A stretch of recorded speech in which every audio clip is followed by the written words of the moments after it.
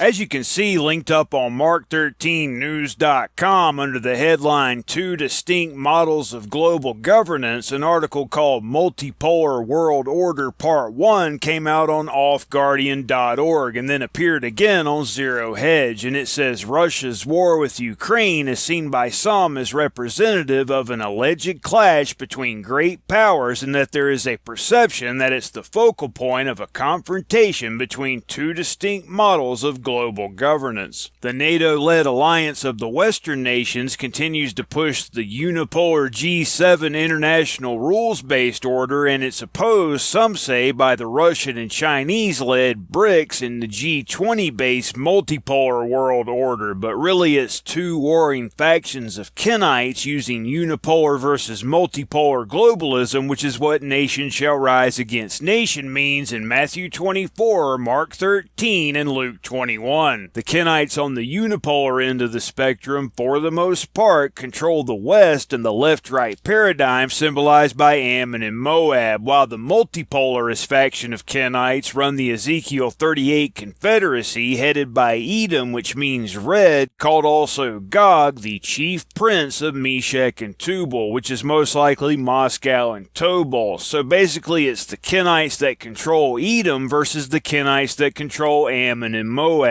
As you can see in Isaiah chapter 19 verse 2, God says he will set the Egyptians against the Egyptians, but at this time the Egyptians are symbolic of the robbers of thy people, as the Kenites are called in Daniel 11:14, who have a tendency to use Egyptian symbolism, as you can see on the $1 Federal Reserve note. The Federal Reserve Act in 1913 even being when the second trumpet of Revelation chapter 8 began to sound with the globalization of the hidden dynasty of economics, immediately followed by the world wars which directly resulted in the United Nations in 1945, when the third trumpet began to sound, when the hidden dynasty of politics was globalized, which is also when the United States, which is Manasseh, became the third king of the South, as you can see in the Daniel 11 hypothesis on biblicalresearchlabs.com, with the Russian Federation being the current king of the North, but the shadow government of the Kenites, which is split into two warring factions that control the current king of the South and the current king of the North, is symbolized by the he-goat of Daniel chapter 8, and the great horn of the he-goat is the United Nations, in my opinion. As you can see in the 8th verse of Daniel chapter 8, it's when the great horn of the he-goat gets broken that the four notable ones will come up for it toward the four winds of heaven. The four winds of heaven always means the 5-month-long hour of temptation, in this case at the beginning of it at the woe of the fifth trumpet. The four notable ones being the four beasts of Daniel chapter 7 that make up the New World Order, as it's called, which is the one world political system of Revelation 13 that will have 7 heads, which are symbolic of the 7 continents of the planet Earth, and 10 horns, which are symbolic of the 10 fallen angel kings that will reign 1 hour with Satan, meaning for the entire 5-month-long hour of temptation that begins at the woe of the fifth trumpet, when Satan and his angels, including those 10 fallen angel kings, get cast to earth. Daniel's fourth beast being exclusively supernatural, and that's when the he-goat of Daniel chapter 8 becomes the leopard of Daniel chapter 7, which is also when the fourth king of the South and the fourth king of the North come into being, which are the lion and the bear of Daniel chapter 7, with the bear being symbolic of the Ezekiel 38 Confederacy, while the lion symbolizes the Christian nations up until the woe of the sixth trumpet, right after the deadly wound to the one world political system, which is what kingdom against kingdom means, and at that point the Egyptians are symbolic of all participating in the one world system, and at the woe of the sixth trumpet the Christian nations become non-Christian nations also, because that's when Satan appears as the Antichrist, and at that time most Christians will worship Satan instead of Christ, when the Babylon of the end times comes into being at 666, the sixth seal, the sixth trumpet, and the sixth vial. The true Christ won't return until 777, meaning the seventh trumpet, the seventh vial, and immediately after the half an hour written of in the seventh seal. And as the true Christ says in the last verse of Mark chapter 13, what I say unto you, I say unto all, watch.